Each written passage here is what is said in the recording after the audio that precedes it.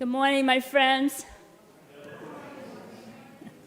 Welcome to the Unitarian Universalist Fellowship at Stony Brook. We acknowledge that we are located on land originally occupied by the people of the Settlecot Nation, and in gratitude, we honor the original caretakers of this land.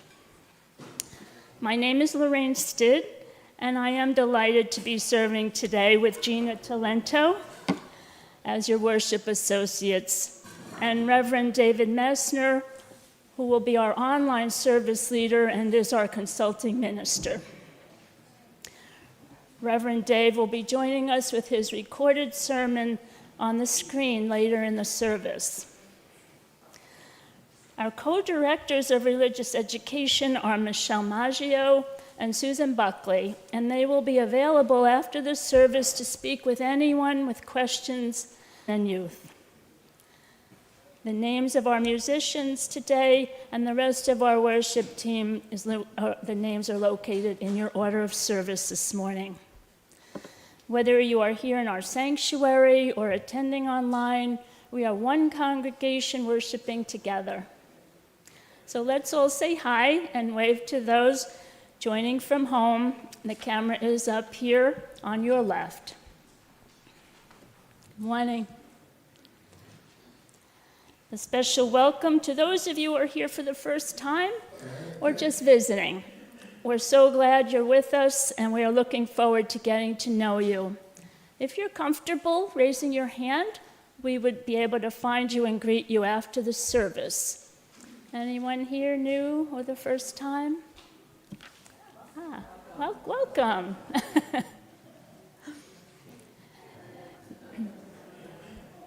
For those of you who are here in person, please plan to join us after the service for coffee and conversation. And for anyone who is with us online, if you sign off when we finish and you return to our website or news feed, you will find the link for joining our small group chats. Whether here or online, you will find friendly folks who can answer any questions you may have. At any time during the service, you are invited to place a pebble in the water on the side table over by the door there. This practice symbolizes a joy, a concern, a promise, or a release, and sends ripples of your intention out into the world, connecting and mingling with others. Now please make sure your cell phones are silenced, and let us center ourselves as we enter into this sacred space of worship with the sounding of the morning bell. May the vibrations help us to release our concerns and distractions, open our hearts and our minds, and bring us fully into this present moment as we worship together.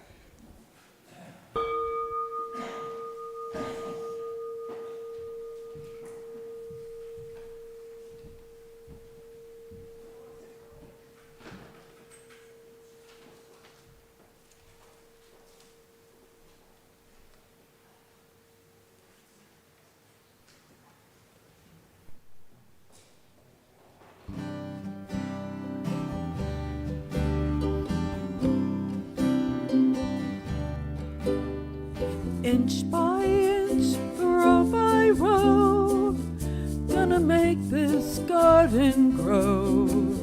Gonna mulch it deep and low, gonna make it fertile ground. Inch by inch, row by row, please bless these seeds I sow. Please keep them safe below till the rains come tumbling down. Pulling weeds, picking stones, we are made of dreams and bones. Need a spot to call my own when the time is close at hand. Grain for grain, sun and rain, I'll find my way in nature's chain. Tune my body and my brain to the music of the land.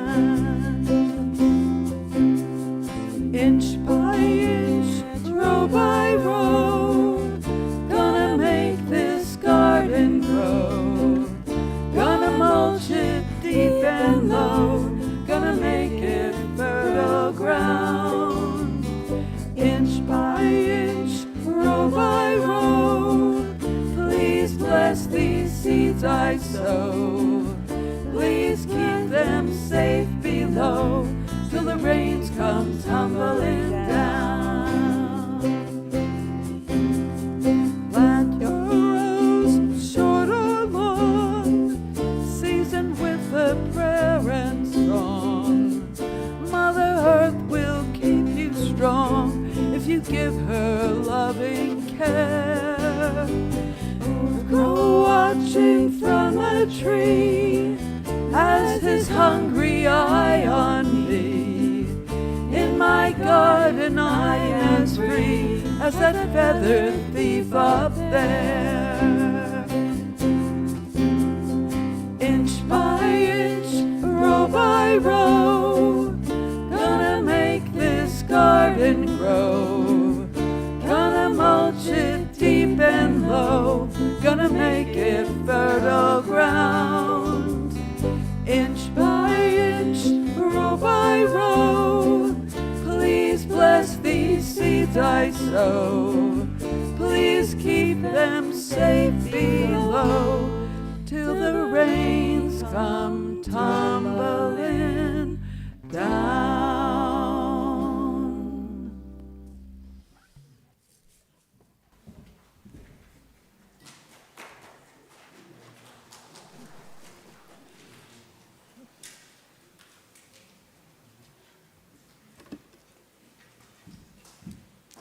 The flaming chalice is the symbol of Unitarian Universalism.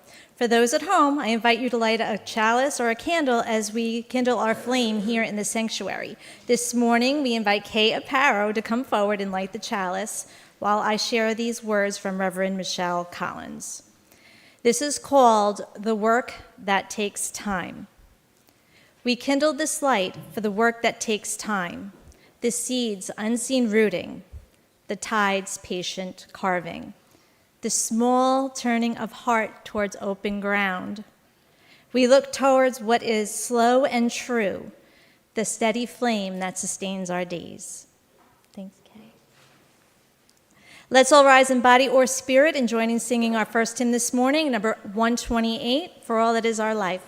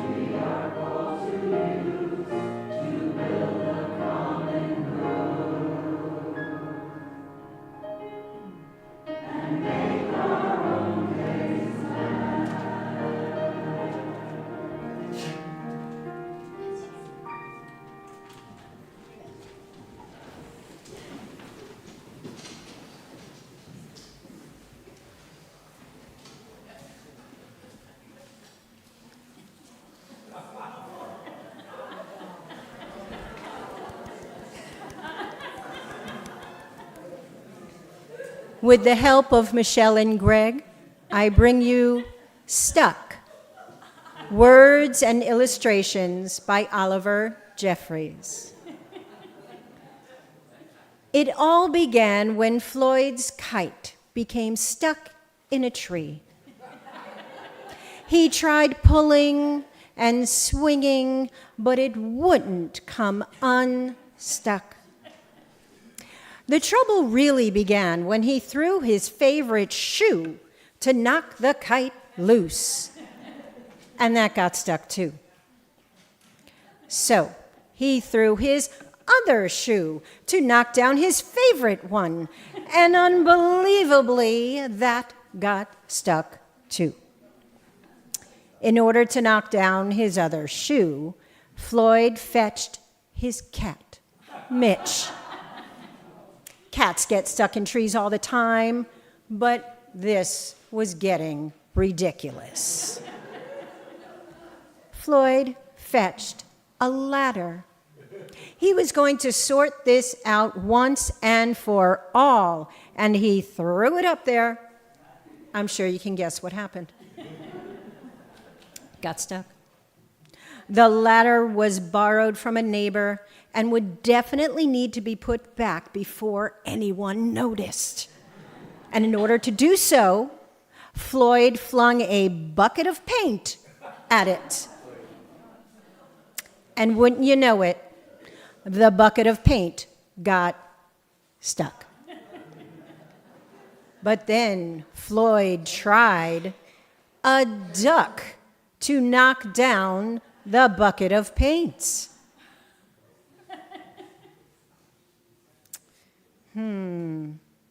A chair to knock down the duck. His friend's bicycle to knock down the chair. Would you believe? The kitchen sink to knock down his friend's bicycle. Oops, we lost the kitchen sink. Floyd's front door to knock down the kitchen sink. The family car to knock down the front door. Uh-oh. The milkman to knock down the family car. Ready for this one? An orangutan to knock down the milkman, who surely had to be somewhere else. A small boat to knock down the orangutan. Why not? A big boat to knock down the small boats. A rhinoceros to knock down the big boats. A long-distance truck to knock down the rhinoceros. I don't know how he did this. The house across the street to knock down the long-distance truck. How you doing, tree? All right. A lighthouse to knock down the house no longer across the street. A curious whale in the wrong place at the wrong time to knock down the lighthouse. And they all got stuck. A fire engine was passing and heard all the commotion. The firemen stopped to see if they could help at all, and up they went. First the fire engine, followed by the firemen, one by one. And there they stayed, stuck between the orangutan and one of the boats. Firemen would definitely be noticed missing, and Floyd knew he would be in big trouble. But then he had an idea, and he went to find a saw. He lined it up as best he could and hurled it up the tree. What? And that was it. There was no more room left in the tree, and the kite came unstuck. Floyd was delighted.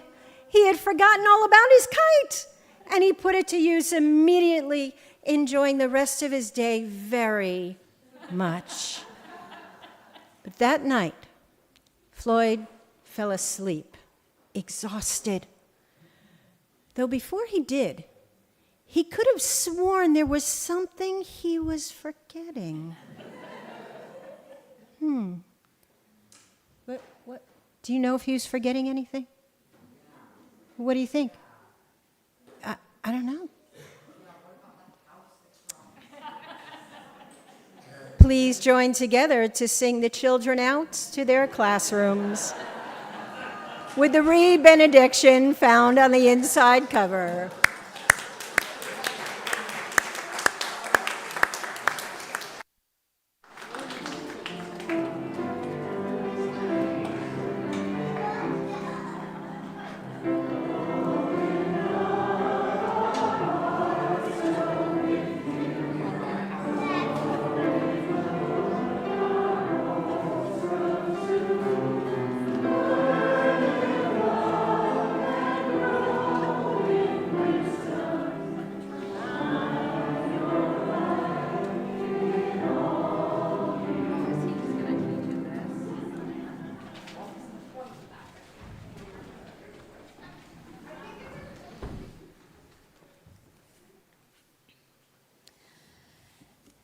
Now let us enter into our time of meditation, and we invite you to take a deep breath and settle into your seats as we reflect on the words from a reading by Reverend Bob Janis of the Unitarian Society of Hartford.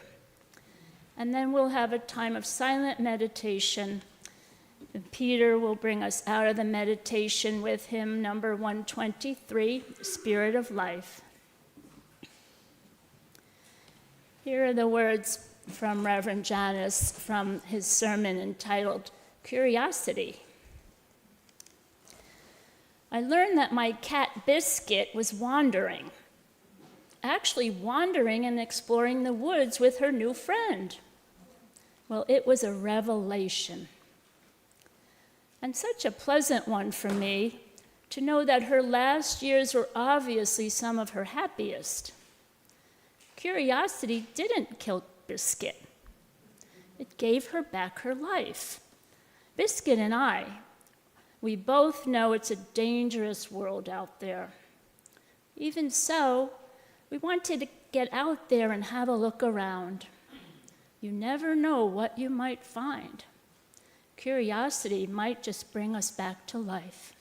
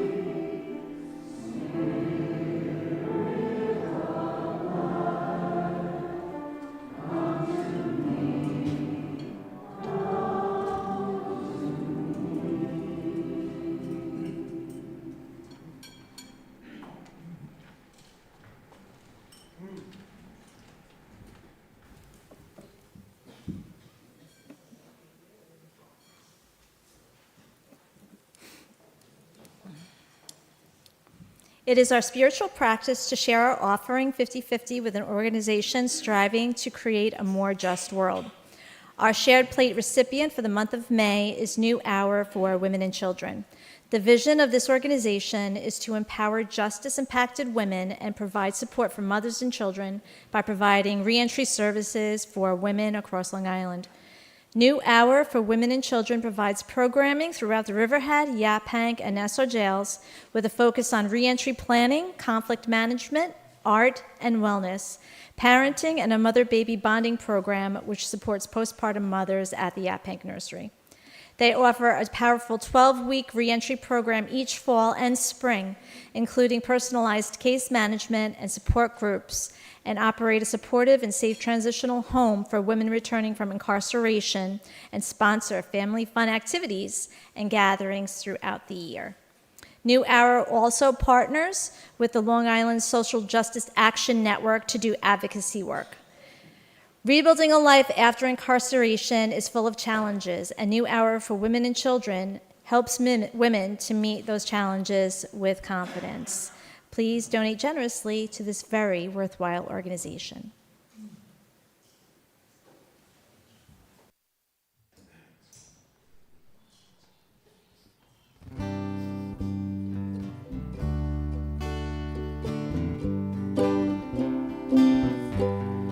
I can change the world with my own two hands, make it a better place. With my own two hands, make it a kinder place. With my own two hands, with my own two hands.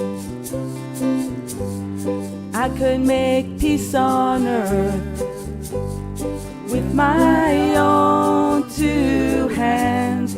I can clean up the earth with my own two hands. I can reach out to you with my own two hands, with my own two hands, with my own two hands. Gonna make it a brighter place with my own two hands. Gonna make it a safer place with my own two hands. I'm gonna help the human race with my own two hands, with my own two hands, with my own two hands. I can hold you with my own two hands. I can comfort you with my own two hands. But you got to use your own two hands. Use your own two hands. Use your own two hands. With our own two hands. With our own two hands. With my own two hands.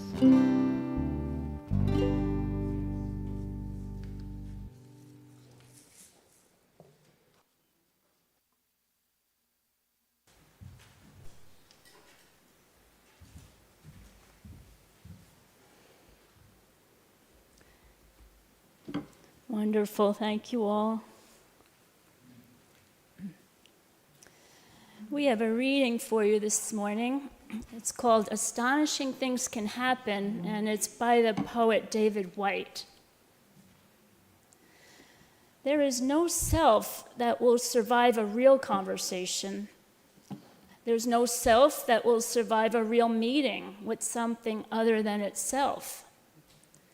And after a while, you realize you don't want to actually keep that old static identity. You want to move the pivot of your presence from this thing you think is you into this meeting with the future, with the people you serve, with your family, with your loved ones. It's in this self-forgetfulness where you meet something other than yourself that all kinds of astonishing things can happen.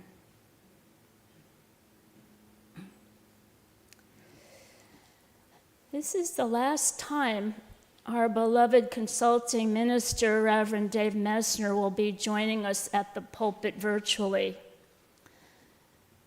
His sermon is relating to a theme chosen by our worship team, and this month we are focusing on awakening curiosity.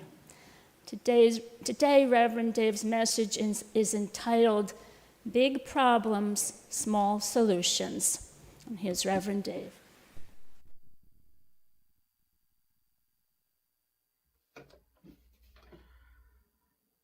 Setting a course for our lives means in part choosing which challenges we hope to overcome, and doing that by practicing a little wisdom, seeing the greater good down at the end of the road. Now, this isn't how it all naturally works, is it, when it comes to problems?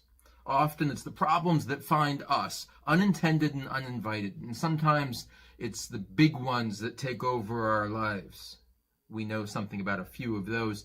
But sometimes it's the seemingly benign little ones that lure us down deeper and deeper until these little problems shape the dominant features of the landscape of our lives. These little problems constitute a fire that somehow sucks all the oxygen from everything else. Okay, let me tell you a little story. There was a time, actually back when we lived in upstate New York, where we were in the countryside. We had acreage, and a piece of this acreage was a lawn that covered a couple of acres. Beautiful, sweeping expanse. I didn't think much of it, except that it was a nice space, I thought, to get up a family kickball game. The kids were small at that age, and I said, we're gonna play family kickball. I got that into my head. Also, it would be the place that my dog, who at the time you heard about, Harper, who's a blue heeler. This was Rosie, and she was a Great Pyrenees. But that would be a place that she could exercise, without me exercising. So this was the very reasonable dream. It was this lawn, though, that almost ate me alive. It started early on in doing the deal, and I very shrewdly negotiated with the person who sold us this little farmette to include the tractor, which was sitting in the barn. Now, tractor is a bit of a glorification because it was really more like a riding mower, gentleman's farm that it was. But in any case, it was my only hope in keeping the lawn at bay, holding it off from fulfilling its obvious drive to convert the whole place back to meadow and forest and everything else that nature does when you leave her alone. So I struggled on each week amidst a corporate job, devoting hours to hacking and trimming, riding this little mower back and forth, back and forth. Getting caught on top of a tree root one time taught me about maximum clearance and the difference between a riding mower and a real tractor. Using the riding mower to mulch a pile of dry autumnal leaves taught me something about friction and what it takes to light a pile of autumnal leaves on fire when you're sitting atop it. I learned a lot with my little riding mower each time I struggled through the challenges. And while I had some fun with it, the challenges combined with just kind of like my whole rookie capacity for this stuff eventually broke that tractor. And so I developed a close relationship with the more serious farm guys in town who repaired tractors. And they would come out each Monday to pick up the tractor, take it back to the shop, and repair what I had broken on Sunday. And despite the setbacks, I became more and more a master of my acreage. And I knew the machine like probably I didn't want to know the machine. But it finally dawned on me, sort of along that same curve as I knew more and more about the riding mower, that I had chosen a really small problem on which to focus and was making it bigger and bigger in my life with my attention and persistence. Indeed, with my growing expertise, this very small problem of 2 acres of lawn was becoming a bigger and bigger part of my life. My life was more and more becoming a solution to a problem I didn't choose, and I didn't really care that much about, right? The lawn was taking more and more space, filling my mind as I scrambled to get the tractor repaired from the prior week's misadventures, right?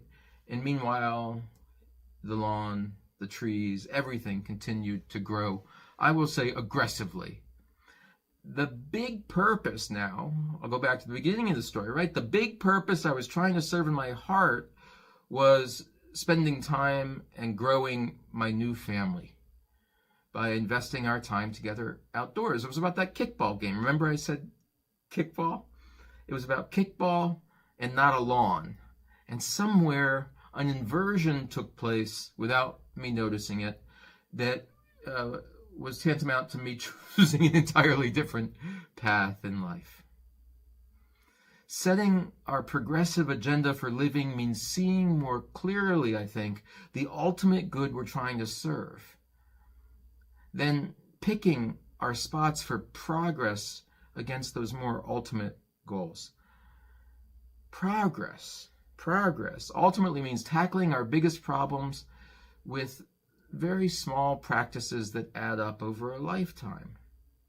But being mindful about those small daily practices because they will add up without our thought. We don't get to think in lifetimes. We have the gift in thinking in minutes and hours and maybe days. Emerson, one of our guys, right? Emerson named this truth. That which dominates our imaginations and our thoughts will determine our lives and our character. Right? Annie Dillard, let me bridge generations and genders, right? Annie Dillard kind of said it this way. How we spend our days is, of course, how we spend our lives.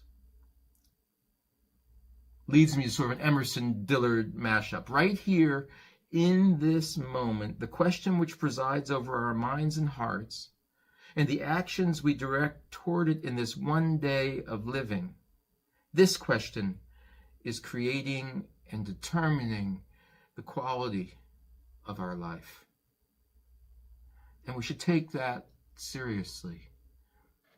The questions, the challenges we take on, and the nature of the practices we undertake to meet those challenges. And not let the obvious answers be the ones we pursue, because obvious doesn't necessarily mean right. We have philosophically put 2 gifts endowed to us as the dual beings that we are. The first is a gift of infinite, unconstrained imaginative power, coupled with the magical power to love. This is this kind of combo good fortune accorded to us as entities constituted, again, I'll say, in the very image of the divine. Then we have the more finite gift of our creaturely beingness. We are animals, finite but powerful in our own small way. We have this small gift of being able to do physical work in the few waking, breathing hours we have. Now, with those 2 gifts in mind, the godly and the creaturely, right? Living an integrated and whole life means ensuring that they are connected, these two gifts. The power of the imagination, which is completely unconstrained, and the power of the body, which is, trust me, constrained but meaningful.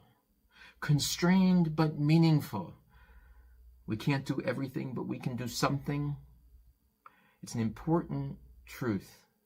A whole life means ensuring that these two gifts are connected. The imagination and love with the living, breathing, sweating work we undertake day in and day out.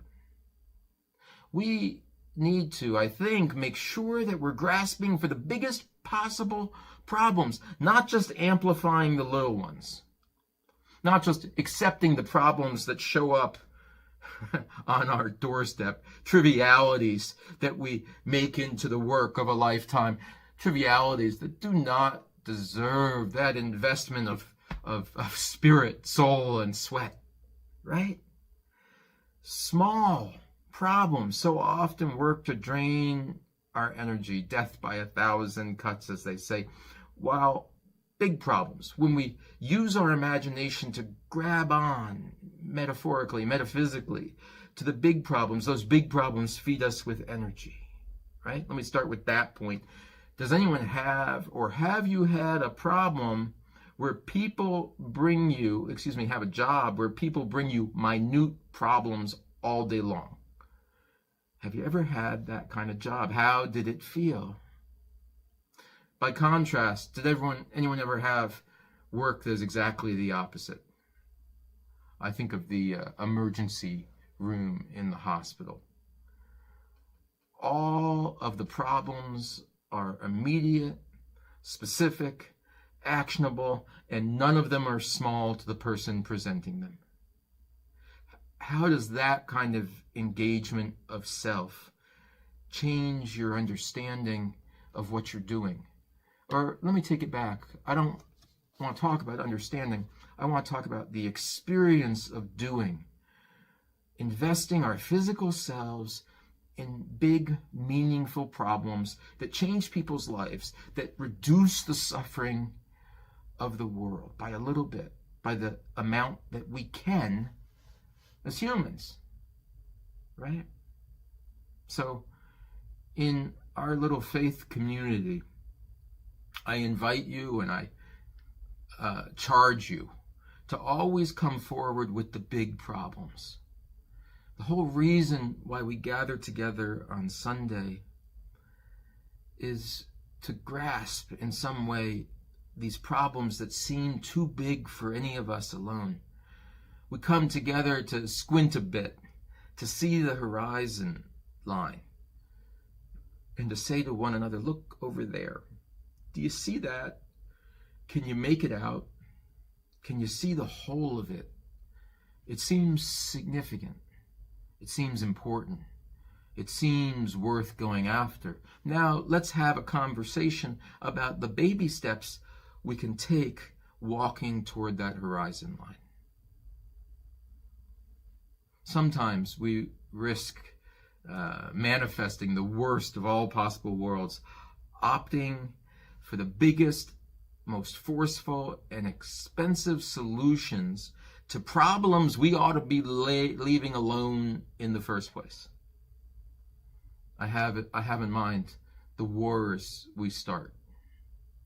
Problems we've chosen to take up and apply massive solutions to that consume all of the oxygen from living in the way that we ought, right?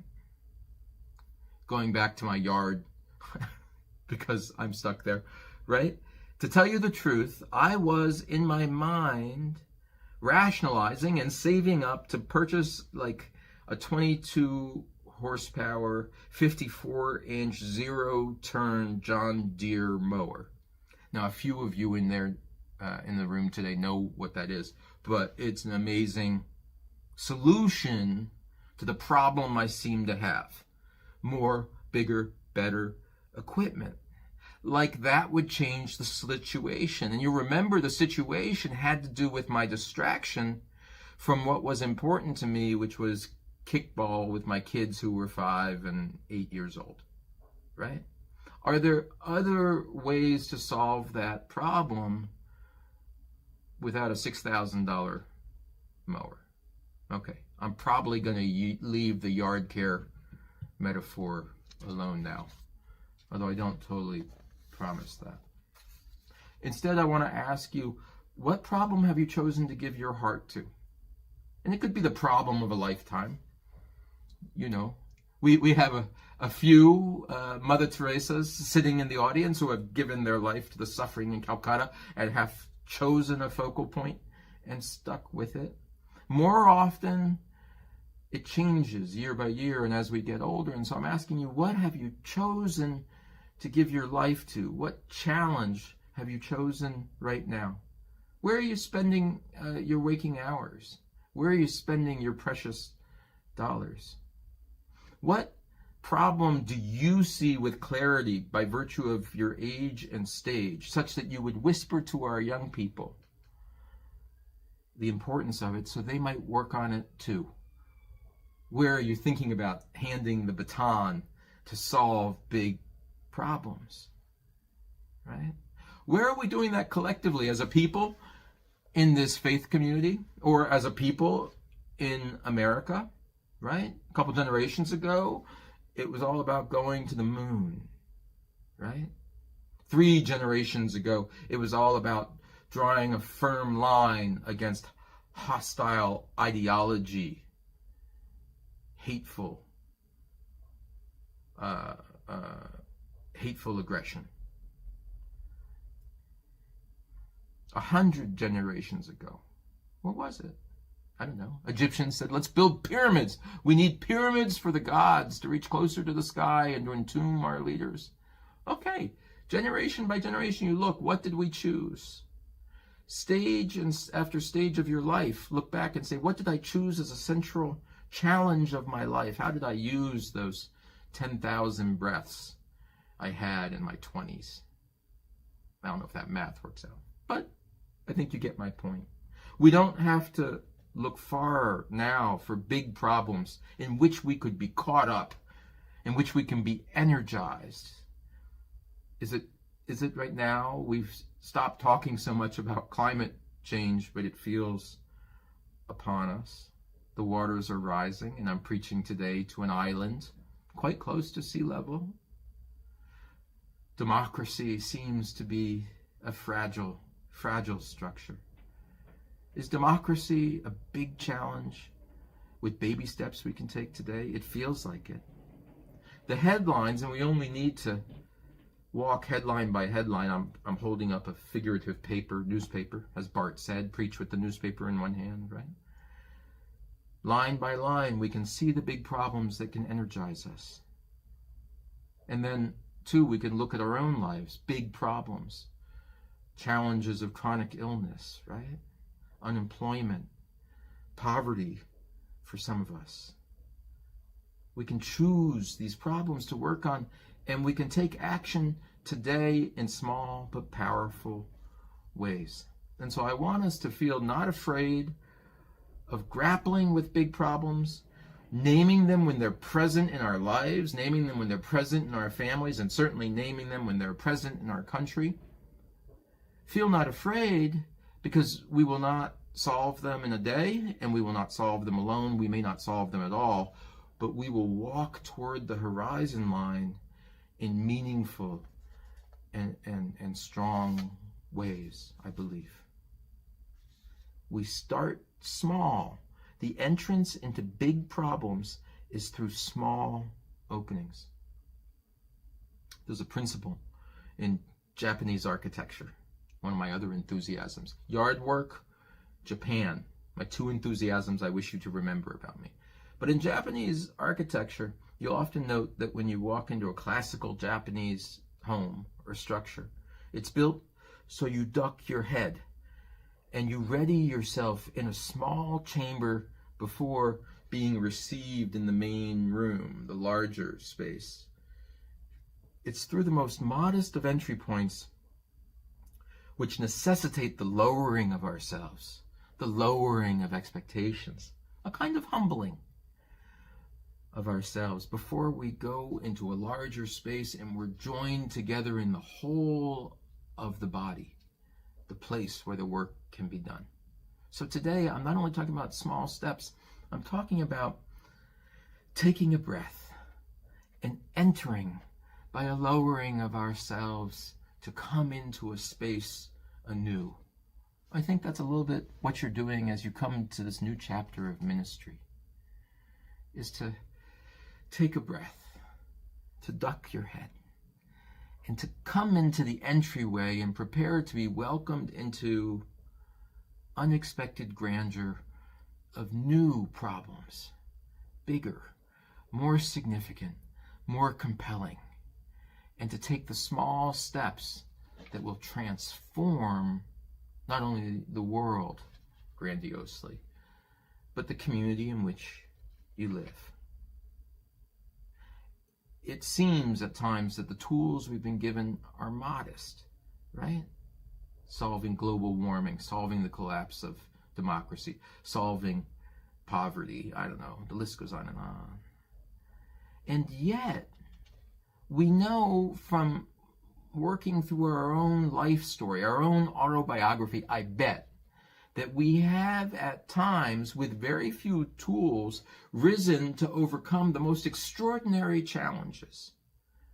And those are the stories I want you to hold on to and to retell yourself at these times. And then walk it back and say, how did I so audaciously go into the problem and overcome it when I had so little? What was my frame of mind? What was the disposition of spirit which enabled me to do that? Okay, let me share with you a little tool. And I learned this from the wonderful writings of Barry Nailbuff and Ian Ayres, who are strategy guys. They're smart guys. And they wrote a book on ingenuity. And they have an exercise called What Would Croesus Do? Have I told you this before? Right? And when facing a big problem, the game here is pretend you're Croesus and you have all of the money in the universe. How would you solve the problem? They use the example way back in the day. Howard Hughes, some of you remember Howard Hughes, he had a few bucks, right? And he wanted to solve the problem of on-demand television. He didn't like what was on TV, and he had to think about, how could I solve this problem? I got some money. How should I solve it? And so he grasped a really big problem and then contemplated limitless resources. And what he actually did was he bought a television station. And so when whatever was on TV stunk, he'd pick up the phone and say, I'd like to see I Love Lucy now. And I Love Lucy would come on TV. And the thing that Nailbuff and Ayres teach us is not go get $1 trillion and you can solve any problem. It was, if you did that, what is that means of solving it? And they're suggesting that the Howard Hughes buying a TV station was like the seed of an insight to make a video cassette recorder, or was the seed of the insight of what Netflix does for 1/100 of a penny per show that used to cost a king's ransom. I want us to take the second invitation here to not only see the biggest problems, but imagine we are extraordinarily powerful, that it might liberate us from the strictures of weak imagination, so that we might move to action. That's what it is. The imagination of what is possible with greater resources equips and compels us to act with the resources we have. Right? That's what I want to leave you with. The freedom to see the world as it really is. The freedom to lift your eyes to the horizon line and focus on important things, no matter how large they are, how ungraspable they seem. And then together to take concrete steps with the day we have been given to make forward movement toward that promised horizon. That, to me, is a good life. Taking step forwards in the right direction with the people you love toward a better place. May it be so for all of you. Amen.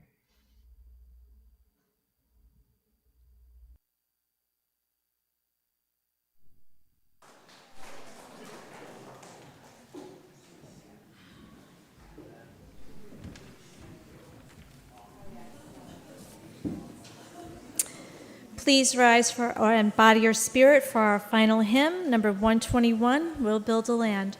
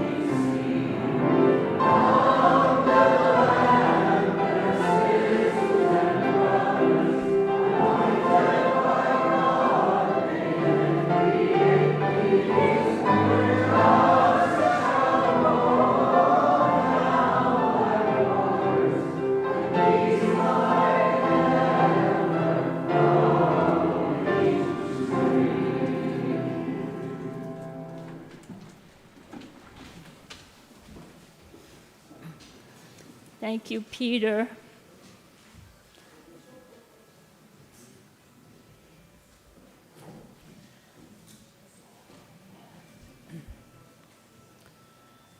Please bear with me. I would like to send a very special wish of thanks and love to Reverend Dave.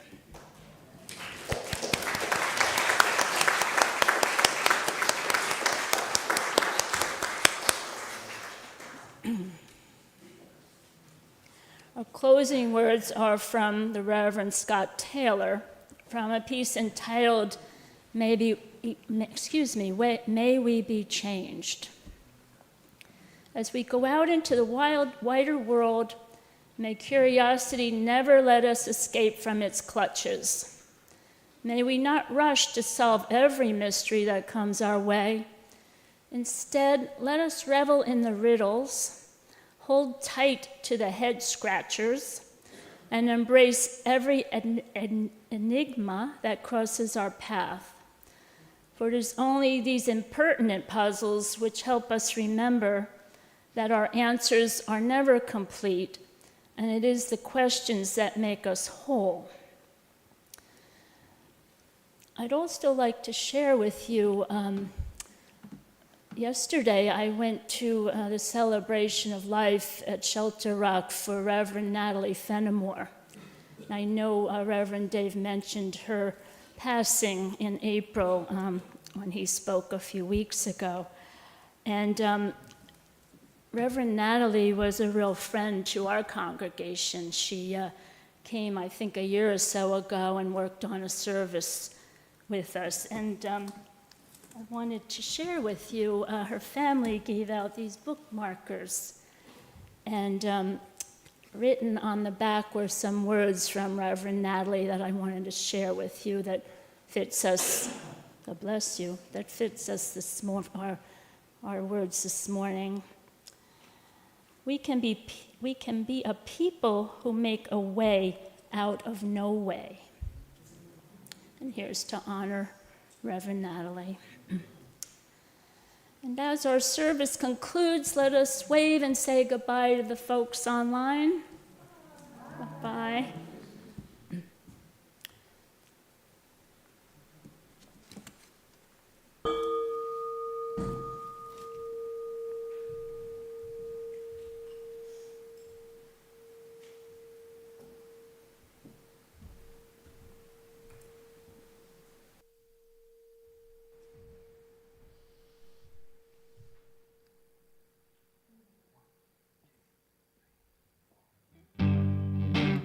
Put out the fire, put out the fire, put out the fire, our house is on fire. Put out the fire, put out the fire, put out the fire, our house is on fire. We love you, we hear you, we commit to change our ways, not later, but sooner, right now, for your future. Youth can't wait, put out the fire. Women can't wait, put out the fire. Planet can't wait, put out the fire.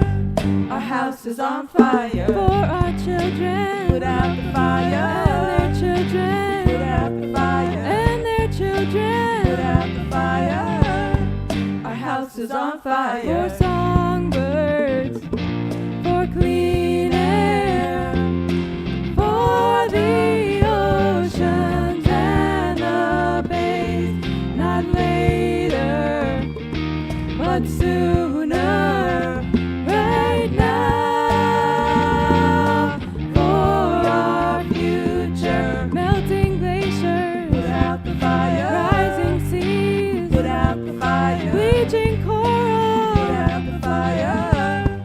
Our house is on fire. Shrinking shorelines, put out the fire. Sinking islands, put out the fire. Growing dry land, put out the fire. Our house is on fire.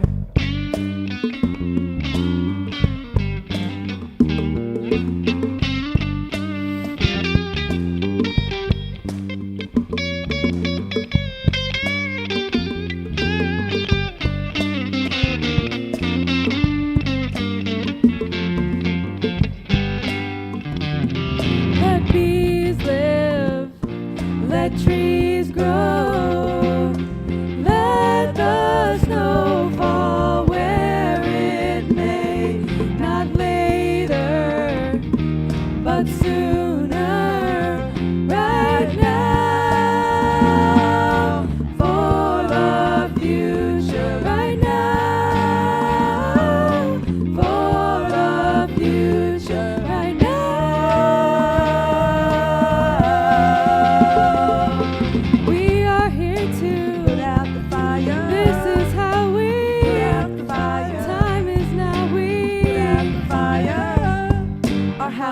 on fire.